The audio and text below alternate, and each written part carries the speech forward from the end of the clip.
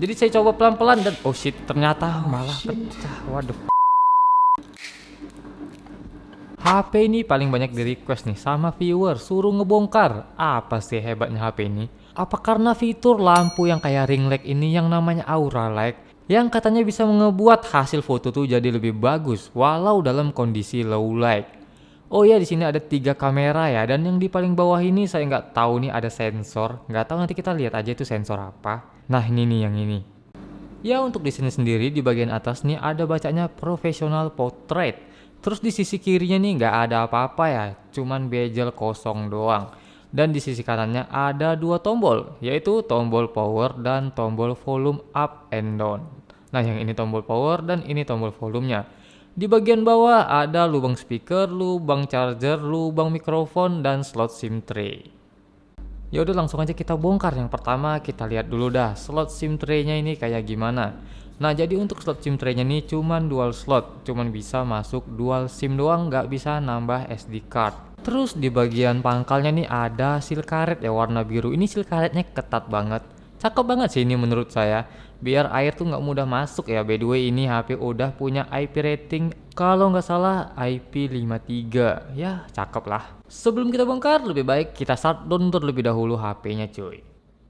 Untuk tipe HP dengan back cover yang kayak gini nih, biasanya kita harus ngebukanya itu dari belakang. Ya dengan cara dipanasin dengan blower atau hot air. Manasinnya di bagian pinggirannya aja cuy, karena emang di bagian pinggirnya nih biasanya terletak lemnya. Ya saya nggak tahu nih ya HP ini gampang atau susah ngebukanya, karena HP ini ya biasanya kalau ada HP dengan IP rating itu bukanya tuh rada lebih susah. Dan back covernya sendiri saya belum tahu ini terbuat dari plastik atau dari kaca. Di sini saya menggunakan pencongkel dari ya ini bisa dibilang besi atau kaleng yang sangat tipis. Ya biasa di sini saya gunain untuk nyongkel bagian LCD ya, untuk ngebuka LCD atau buka back cover pakai pencongkel ini cuy. Tapi by the way ini HP susah banget dibuka cuy, asli. Saya nggak bohong. Ini lemnya rekat banget. Saya nggak tahu ya. Soalnya yang tipe V29 kemarin itu nggak sesusah ini untuk ngebuka back covernya. Nah di sini udah dapat nih kita celah buat ngecongkelnya. Tapi di sini kita wajib pelan-pelan dan ini ya kalian lihat sendiri memang susah banget. Saya sendiri sampai ngeluarin tenaga ekstra buat ngebuka back cover ini doang. Dan di sini saya coba lagi panasin ya. Mungkin lemnya kurang lunak karena memang panasnya tadi bentar banget. Setelah saya panasin ternyata nggak ngefek cuy. Ini asli memang ya ini kayaknya bukan back covernya yang panas, tapi sayanya yang panas untuk ngebuka back cover ini. Ini saya jujur udah emosi dibuat HP ini. Ini nggak tahu unit yang saya punya ini memang lemnya kayak gini atau semua unit Vivo V27 lemnya kayak gini. Di sini saya kasih nilai plus buat lem di HP Vivo V27 yang saya pegang ini. Mantep dah, ini rekat banget, gue jadi sampai nyerah nih ngebukanya. Di sini kayaknya gue udah emosi banget nih sama lem yang satu ini. Nggak tahu kenapa susah banget untuk dibuka. Udah gue congkel pelan-pelan ya, lemnya juga nggak mau apa ya, nggak mau kebuka kayak biasanya gitu. Jadi di sini saya coba dah pakai kuku. Ini dah nggak ngerti lagi dah gua. Jadi saya coba pelan-pelan dan oh shit, ternyata malah pecah. Waduh. Ternyata di sini HP ini minta kita biar main brutal cuy. Ya udah let's go kita brutalin.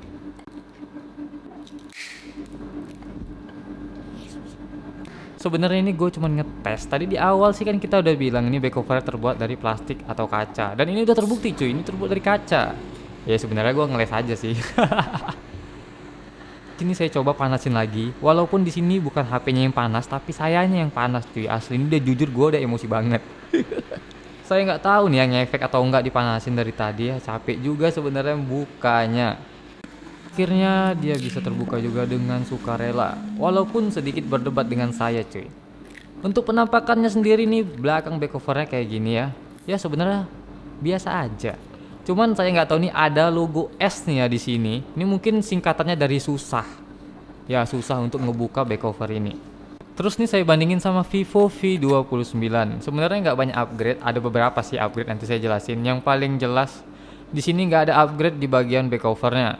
Nah jadi di bagian back covernya ini kayak ada graphite sheet ya, penghantar atau peredam panas yang warna hitam ini cuy. Nah yang ini graphite sheet.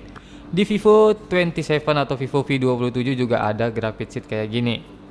Dan yang jelas perbedaannya di sini di logo S ya. Di logo S yang ini di Vivo V29 nggak ada logo S. Yang artinya dia nggak susah bukanya.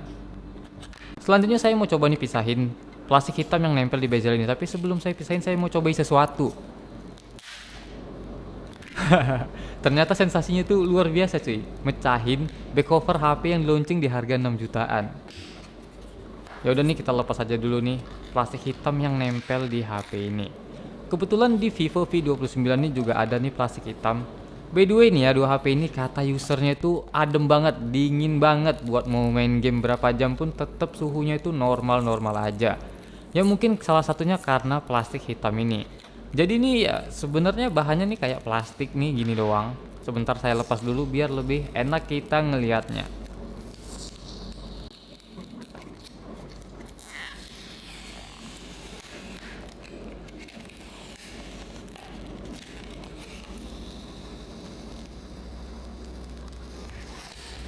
Nah, jadi ini bahannya nih ya benernya kayak plastik, lebih mirip kayak graphite sheet sih. Cuman ini rada lebih tebel. Atau kalian tahu siapa namanya? Coba komen. Tapi entah kenapa gue masih kesel nih sama nih HP yang satu ini, nggak tahu dah. Ya udah kita next aja, kita lanjut, kita bongkar nih HP-nya nih. Aduh. Tapi memang ini bahan dari back covernya terbuat dari kaca. Aduh, bangsat, malah tangan gue kena kaca cuy. Ini kacanya tajam-tajam bener ya, memang betul-betul real kayak kaca nih tuh lihat. Nah, tapi nih ya kalau dibandingin sama Vivo V29 ini ada sedikit perbedaan di fitur Aura Light-nya. Untuk yang V29 dia nempelnya di back cover, sedangkan ini nempelnya di sini cuy. Terus untuk yang Vivo V29 dia bisa warna-warni ya kayak RGB gitu. Sedangkan di V27 ini warnanya kayak putih kekuningan gitu Aura Light-nya. Dan ini saya coba nyalain dan hasilnya tuh kayak gini cuy. Bentar ya, dia di mode video. Nah, jadi kalau nyala dia warnanya putih kekuningan kayak gini. Sebenarnya ini menurut saya sama aja kayak lampu flash biasa. Yang ngebedain itu cuman cover dari lampu flashnya aja yang bentuknya bulat kayak ring light. Ya selebihnya sih sama aja sih sebenarnya kayak lampu flash biasa. Beda sama yang V29 kemarin yang bisa diubah jadi warna-warni. Nah, jadi yang untuk V29 tuh dia warnanya kayak gini. Sebenarnya nggak RGB juga sih, lebih kayak ada warna putih ke oranye-oranye gitu. Jadi bisa disetting nih level warnanya. Terus untuk lampunya sendiri dia nempelnya di back cover dan ada fleksibel yang menghubungkan di situ. Dan dibedain ya, jadi lampu flashnya ada, lampu aura light-nya ada. Nggak kayak yang di V27 jadi satu sama lampu flash. Nah kalau di V29 ada lampu flashnya tersendiri. Jadi tadi itu mungkin upgrade-nya ya dari V27 ke V29. Ya menurut saya sendiri sini upgrade yang cukup bagus ya. Jadi di V29 dia dibedain aura light mana, lampu flash biasa mana. Nggak kayak di Vivo V27 ini yang aura light sama lampu flashnya jadi satu. Ya udah next kita bukain dulu semua skrupnya cuy.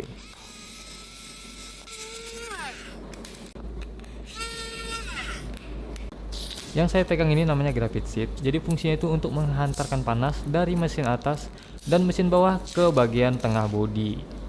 Untuk bahannya sendiri ini sepertinya mirip nih sama yang di bagian belakang back cover tadi. Hanya di bagian belakang back cover tadi lebih tebal daripada yang nempel di mesin ini cuy. Jadi ini dia bagian dari penutup mesinnya. Di sini ada beberapa komponen kayak lampu aura light dan ini dia fleksibelnya. Terus ada komponen NFC. Nah, jadi ini komponen NFC dan ini dia fleksibelnya. Buat yang belum jelas nih sama komponen NFC, ini saya buka dulu komponennya.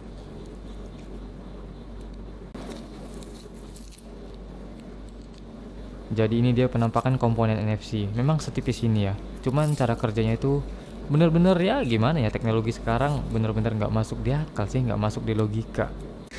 Selanjutnya saya mau buka nih papan bagian bawah atau penutup bagian bawahnya. Jadi di sini terdapat beberapa komponen seperti speaker atau buzzer.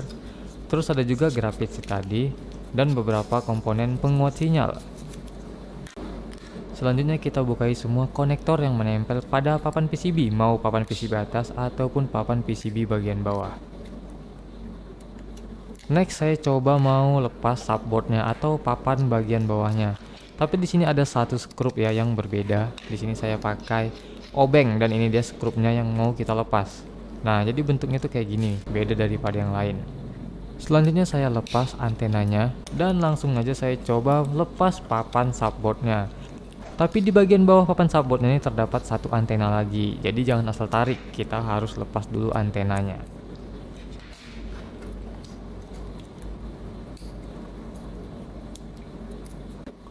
Nah, jadi ini dia penampakan papan subboard atau papan bagian bawah. Di sini terdapat beberapa komponen. Seperti ini lubang charger yang udah Type C. Ini udah support fast charging. Dan di bagian pangkalnya ada seal karet warna merah. Terus di sini ada konektor LCD ya yang dilapisi juga pakai seal karet warna merah biar untuk menahan air. Dan di bagian subboard ini terdapat beberapa konektor ya, kayak konektor fleksibel yang menghubungkan subboard ke mainboard. Terus ada konektor fingerprint, ada konektor LCD, dan juga ada slot SIM card. Jadi komponen ini sangat fatal cuy kalau sewaktu-waktu terjadi kerusakan. Terus kamu nih nyerpisnya nggak di service center resminya Vivo, dan papan subboardnya yang diganti bukan papan subboard original. Bisa aja terjadi sesuatu, contohnya nih misal sentuhannya jadi kurang responsif atau ngefek lah ke LCD dan warnanya, karena emang yang diganti itu bukan part originalnya. Tapi mudah-mudahan ada part yang dijual walaupun bukan original tapi kualitasnya sama kayak originalnya cuy. Terus di bagian bawah frame-nya nih, di sini ada fleksibel LCD ya yang udah dilindungi dengan seal merah juga. Di sini ada fingerprint scanner. Nah, jadi bentuk fingerprint scanner nih mirip sama lensa atau sensor kamera. Dia kecil banget kayak gini. Di bagian bawah frame-nya di sini ada lubang speaker yang dilindungin pakai seal karet warna merah juga. Dan di sini ada lubang mikrofon, terus ada lubang slot SIM tray. Nah, buat yang nanya kalau salah colok nih, biasanya kan sering tuh salah colok SIM tray ngenyolok ke mikrofon, efeknya tuh kayak gimana? Sebenarnya aman-aman aja, nggak bakalan masuk juga tuh, lihat. Jadi memang ya nggak ada efek apa-apa, nggak ada masalah apa-apa, jadi jangan takut. Selanjutnya saya mau buka nih papan atau mainboardnya atau mesinnya lah, bisa kita bilang kayak gitu. Tapi di sini ada satu skrup ya yang bentuknya juga kayak sama kayak yang di bawah tadi. Nah, jadi di sini saya lepas dulu skrupnya untuk ngebuka papan mainboardnya. Untuk ngebuka papan mainboardnya atau mesinnya itu cuman dicongkel doang ya, gampang banget. Terus di sini kita diperlihatkan oleh thermal pasta warnanya pink. Tapi ini beda ya sama yang itel kemarin. Nah, di sini thermal pastanya rada lebih kental gitu cuy. Tapi ini nanti aja kita bahas. Saya mau lepas dulu bagian kamera utamanya. Nah, jadi ini dia penampakan kamera utama yang kalau digoncang ada bunyinya. Jadi kamu jangan nanya lagi. Jadi tadi bunyi itu dikarenakan kamera ini punya fitur OIS atau Optical Image Stabilization yang kalau kita buat nge-record video tuh jadi stabil. Karena emang kameranya tuh nggak bakal gerak, dia tetap di tengah walaupun HP-nya tadi digoncang-goncang cuy. Nah, biasanya kalau HP udah punya fitur kayak gini tuh hasil kameranya tuh atau hasil videonya tuh smooth banget.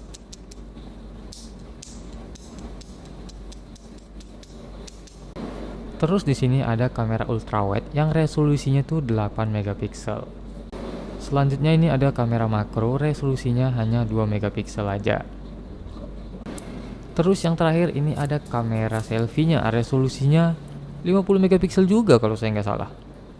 Tapi ini ya HP ini nggak punya kamera gimmick lah kalau dibilang. Selanjutnya nih kita lihat bagian mesinnya cuy. Nah, jadi di bagian mesin ini memang rapi banget ya komponen-komponennya. Di sini juga resistornya nih dikasih kayak cairan lem gitu nih, kelihatan nggak sih? Biar kalau terkena air tuh nggak langsung konslet ya. Nah, terus di kalengnya juga ada lubang-lubang biar uap dari panasnya itu keluar melalui kaleng. Di bagian atasnya juga ada mikrofon. Nah, ini mikrofonnya fungsinya tuh biasanya untuk kalau kamu lagi video callan. Yang berfungsi tuh mikrofon bagian atas. Di pojok kanan atasnya juga ada kertas indikator air. Nah, jadi kertas ini buat yang belum tahu atau yang nonton channel ini baru-baru ini aja. Kertas ini bakal berubah warna kalau terkena air. Dia bakal berubah warna jadi warna merah kayak gini. Jadi kalau HP kamu nih sewaktu-waktu masuk air dan pengen nyerpis, jangan bilang deh kalau HP kamu tuh misalnya nih mati tiba-tiba bang. Bakalan ketahuan sama kertas yang satu ini cuy. Selanjutnya kita masuk ke bagian chipset atau SoC-nya. Chipset atau SoC-nya ini berada di bawah thermal tape. Jadi thermal tape ini yang warnanya kekuningan atau keemasan ya. Menurut saya sih cooling system di HP ini cukup cakep ya. Ada thermal pasta nih yang rada tebel atau rada kental, beda sama yang punya itel kemarin. Terus ada thermal tape lagi yang ngelindungin. Di bawah thermal tape juga dikasih lagi thermal pasta. Jadi ini memang double. Tapi yang saya salut ini thermal pastanya nih beda, dia rada kental kayak silikon gitu cuy. Nextnya nih saya coba bersihin dulu thermal pastanya cuy, biar kita bisa lihat nih dia pakai SOC nih mereknya atau brandnya apa. Ternyata HP Vivo V27 ini pakai SoC brandnya tuh MediaTek. Nah, jadi di sini membuktikan ya kalau MediaTek juga bisa adem asal cooling sistemnya tuh memadai cuy. Terus untuk bahan dari frame ini terbuat dari plastik sejenis polikarbonat gitu. Dan di atasnya ini ada earpiece ya buat nelpon. Untuk selanjutnya saya mau lepas nih bagian baterainya. Biasanya nih HP midrange itu di bawah baterainya ada vapor chamber, ya bagian cooling system juga. Untuk ngelepas baterainya ya seperti biasa kita hanya perlu tarik stiker yang warna hitam ini. Tapi biasanya kalau di Oppo dia warnanya hijau.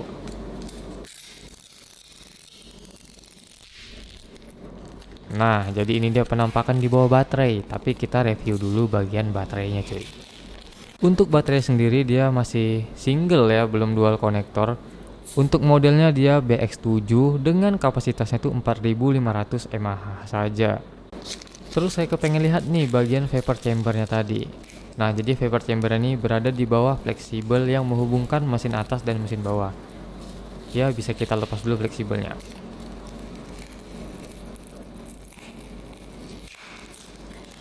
Nah, jadi ini dia penampakan vapor chambernya.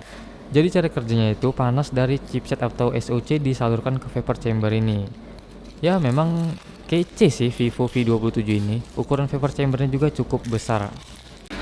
Jadi menurut saya nih yang di-upgrade di Vivo V27 ini ya cuman Aura Light-nya aja yang bisa berubah warna dan dipisahin sama lampu flash. Sedangkan yang di V27 nggak ada ya cuy. Dia memang cuman satu doang dan nggak bisa berubah warna.